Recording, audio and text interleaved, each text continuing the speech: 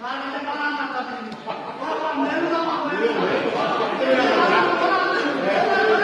ben mahkemede ciddiyet istedim. Saygısızlık istemem. Burası ciddi bir müessese. Oğlum siz dışarı çıkın.